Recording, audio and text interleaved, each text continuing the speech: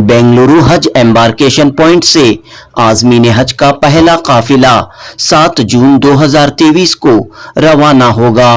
बेंगलुरु के हज भवन में इन दिनों आज़मीन हज के लिए तरबियती प्रोग्राम मुनक्कद किए गए हैं।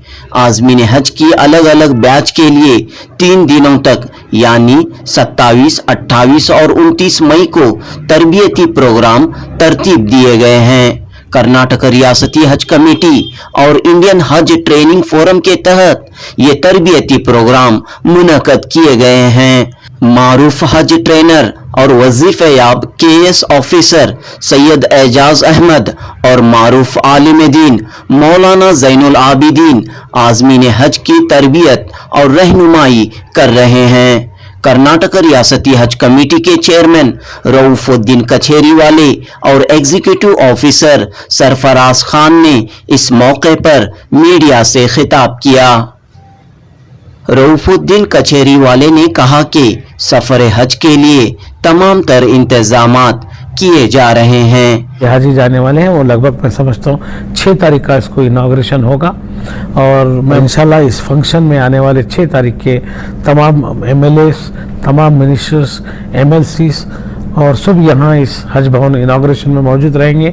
इंशाल्लाह कल हमारी मिनिस्टर साहब के साथ मीटिंग और इंस्पेक्शन है, उसके बाद हमारी तैयारी शुरू होगी कि कैसा हम इनाग्रेशन करेंगे और तमाम लोगों को यहाँ बुला करके बड़े पैमाने पे इसका आगाज़ होगा, क्योंकि 8,000 हाजी इस वक्त कर्नाटक से जाने वाले हैं। बहुत बड़ा काफिला है और इसमें बहुत बड़ा काम करना पड़ता है। हम लोग पूरी कोशिश कर रहे हैं कि हर चीज़ की सहूलतें पहुँचे।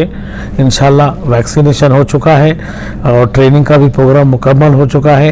अभी फ़्लाइट की हम लोग तैयारी कर रहे हैं। इस हज भवन की तमाम तैयारी हम लोग कर चुके हैं और तमाम हाजी जो वैक्सीनेशन एक लिए थे उनको रुका गया है कि दूसरा वैक्सीनेशन ले।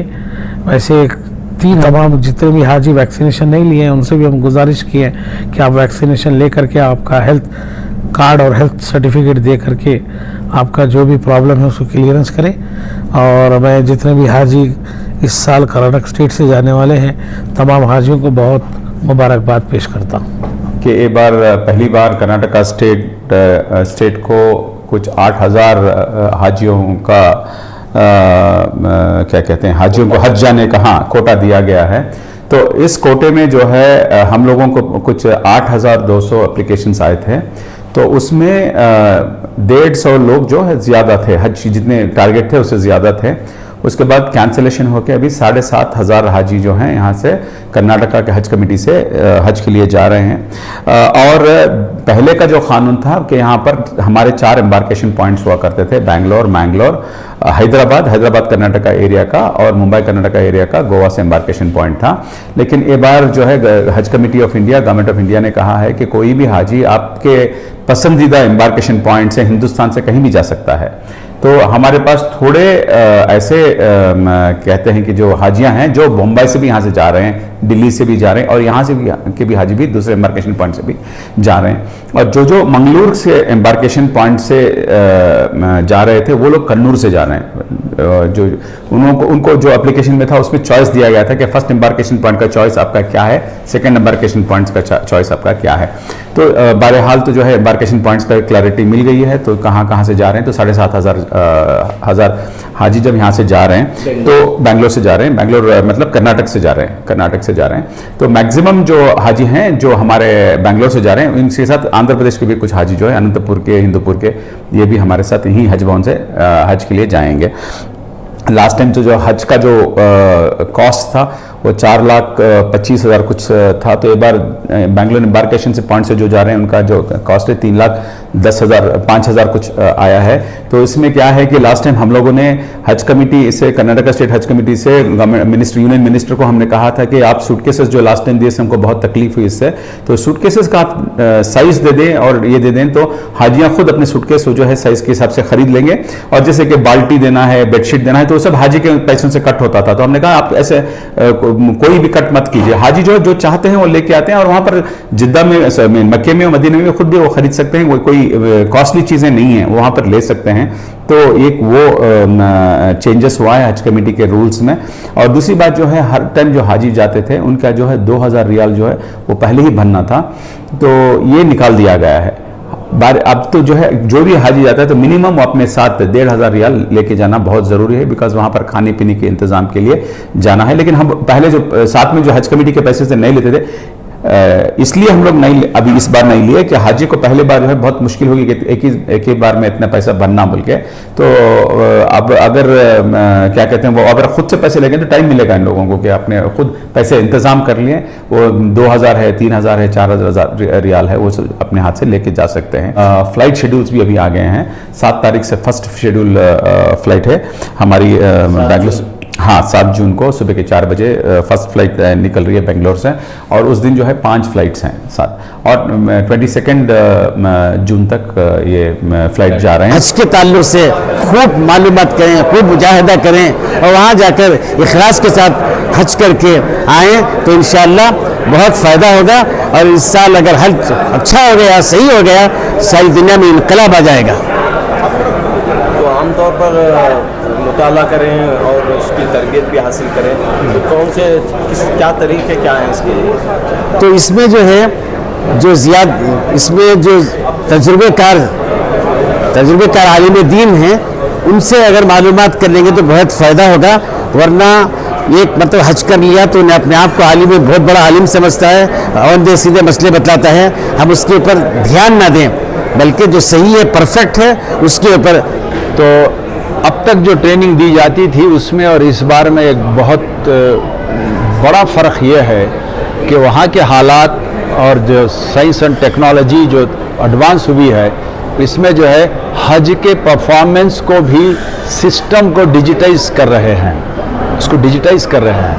मिसाल के तौर पर एक बड़ी मिसाल ये दे सकता हूँ कि रियाजुल जन्ना में अगर आपको जाना है, वहाँ पर अगर नमाज पढ़नी है आपको, तो वहाँ पर जब तक आपको नुसुख ऐप डाउनलोड नहीं करेंगे और जब आपको नुसुख ऐप पर आपको स्लॉट नहीं मिलेगा, आप रियाजुल जन्ना में नहीं जा सकते। आप पुराना फ़ोन रखेंगे या 2 आदमियों के दरमियान, 2 आज़मीन के दरमियान एक हैंडसेट रखेंगे, तो आप दोनों नहीं जा सकते। तो इस किस्म से आपको जो है आजकल डिजिटाइज हुआ है। और हो सकता है और कई जगहों पर, जैसे वीज़ा को हमें डाउनलोड करना है, तो वीज़ा को डाउनलोड करने के लिए OTP आता है।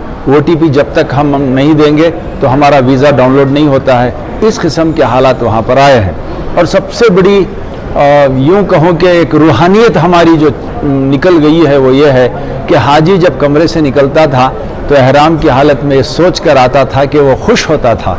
जब हरम के सहन में आता था तो खुश हो जाता था मस्जिद हराम को देखकर कि चलो मैं अब इसमें दाखिल होता हूँ। अब हम अपनी मर्ज़ी से दाखिल नहीं हो सकते, अपनी मर्ज़ी से दाखिल नहीं हो सकते। वो लोग जिस तरह मैनेज करते हैं, उनकी भी गलती नहीं है। वहाँ के हालात ऐसे आए हैं कि जो मैनेज करते हैं कि कौन से दरवाजे से उन्हें छोड़ना है, या गेट नंबर 1 से, या गेट नंबर 79 से, या गेट नंबर 64 से, इस किस्म से जो मॉनिटर करते हैं।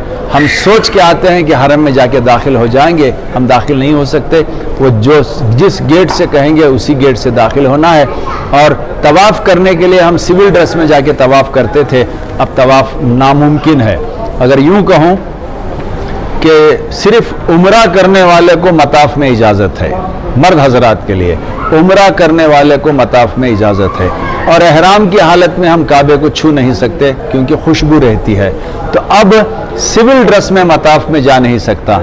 तो आदमी इतने सारे पैसे खर्च करके अब जब वहाँ पर जाता है तो सिर्फ उम्रा वाला उसमें जा सकता है, सिविल ड्रेस में वो मताफ में नहीं जा सकता। तो काबे को छूना भी जो है उसके लिए बड़ा मुश्किल काम है। तो इसीलिए ऐसे हालात बदले हुए हैं। इन हालात में और ख़ासकर हम ट्रेनिंग, इन तमाम बातों को मद्देनज़र रखते हुए, जो बदलाव वहाँ पर आया है, इन तमाम बदलाव को मद्देनज़र रखते हुए हम अप टू डेट ट्रेनिंग देते हैं। यहाँ तक कि 1.5 महीना पहले जो हालात थे वहाँ पर, उन हालात को मद्देनज़र रखकर हम तरबियत देते हैं। लोग भी इसका फ़ायदा उठाते हैं, लोग जो है खुश भी हैं और उनके हम रिव्यू लेते हैं तो बड़ी तबीयत खुश होती है कि चलो हाजी जो है इस तरबियत से फ़ायदा उठा रहे हैं। कि हर लगेज के ताल्लुक से वही ये तब्दीली तो कुछ भी नहीं। एक आदमी को 20-20 केजी के 2 लगेज और हैंड बैग पिछले साल 10 केजी था, अब उसको 7 केजी कर दिया गया है। This is the only changes. और बहुत सारे लोगों को ये नहीं आता, कई लोग को जो है स्मार्टफोन इस्तेमाल करने नहीं आता, ऐसे लोग क्या करना चाहिए? ऐसे लोग क्या भी नहीं, सीखना जरूरी है। सेहत के बारे में क्यों बात? सेहत के बारे में कुछ नहीं, खाना कम खाएं, पानी ज़्यादा पिएं, खाना कम खाएं, पानी ज़्यादा पिएं। जाने से पहले रोज़ाना 10 किलोमीटर चलने की प्रैक्टिस करें। अल्लाह तबारक व तआला जो है आपकी सेहत को हमेशा अच्छा रखे और अच्छा रखे, ये हमारी दुआएं हैं। शुक्रिया।